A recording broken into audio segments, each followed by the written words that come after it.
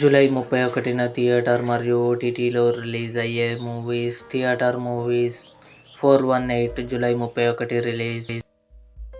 కర్మాఖ్య July 31 release. Srinivasa Mangapuram July 30 release.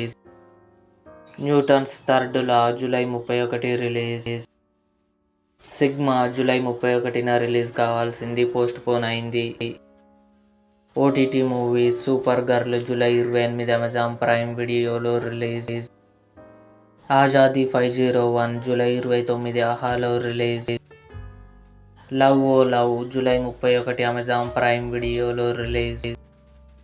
Heart beat season 3 July 30 Jio hot స్టార్లో release.